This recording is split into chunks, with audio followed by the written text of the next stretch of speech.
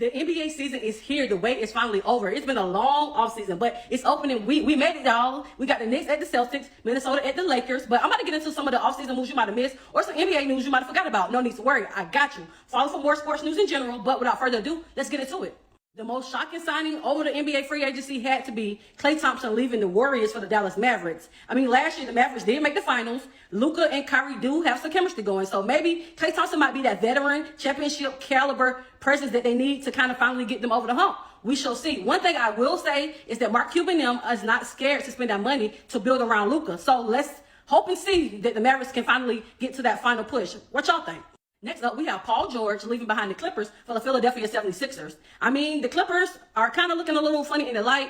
Kawhi is out indefinitely. Paul George might have made the right decision. We now have Paul George with Embiid, Tyrese Maxey, and him. Can this be the big three that finally help Embiid get over that hump? I mean, Embiid and them been having a little trouble in the playoffs. I mean, is playoff P going to show up? Is Embiid going to show up in the playoffs? We shall see.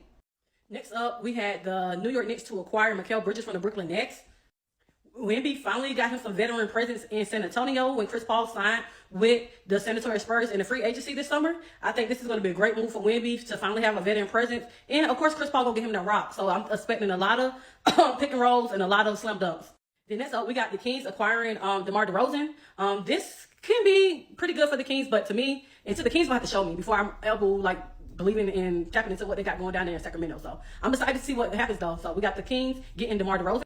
Also piggybacking off the other trade, the Knicks also acquired Cat. I think Cat kind of take games off, in my opinion, but I think Tom Thibodeau will be able to bring that out of him every night. Well, I'm hoping that he can bring that out of him every night because I kind of see what happened with Randall. Randall was off and on every so now and then. Cat kind of had that same type of mentality, but I'm hoping that Cat can pull it over the hump, and this can be a New York Knicks that actually gets it done for New York this time. So yeah, we know that with the Knicks trade, they sent Randall and DiVincenzo to Minnesota. Minnesota, over the last few years, have been building. But I also don't believe in Rudy Gobert. That's just my opinion. But him and Randall together, I mean, we're going to see, but I believe in Ant, so I'm hopeful that the Timberwolves will not drop off, but in my opinion, that wasn't a great trade on their end, so.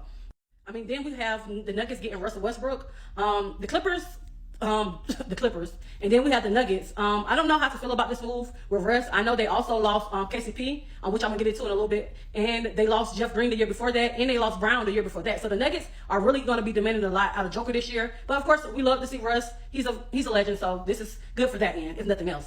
And the surprising move that a lot of people didn't expect was the DeJounte Murray going from the Atlanta Hawks to the Pelicans. This is going to be a show me year for the Pelicans. They can't really have too many more excuses unless someone gets injured, but this is an all-in. They got McCollum, they got Zion, they got Brandon, and now they got Murray. This is going to be a year that New Orleans should make some noise. They should be able to at least make a long payoff push, at least make it into the playoffs and not be in the play-in. I'm a huge fan of KCP, and I understand his worth. So I understand that when I say that the Nuggets are going to be demanding a lot of Joker, this is why. They lost him, they lost Brandon, they lost Jeff Green, and that's going to be a lot of demand on anybody. So coming over to the Magic, I believe that KCP is going to make some noise. His presence will be felt. I mean, the Magic did make some noise last year in the playoffs, so I'm excited to see what KCP brings to them and to see if they can take it a little further down there in Orlando. Caruso is a dog, and I believe that the presence down there, his presence in Oklahoma City is definitely going to be felt. I also still don't believe that much in Oklahoma City. I mean, I could be wrong, but I believe that they need a little bit more experience over the playoffs before they're actually able to make it to that final round.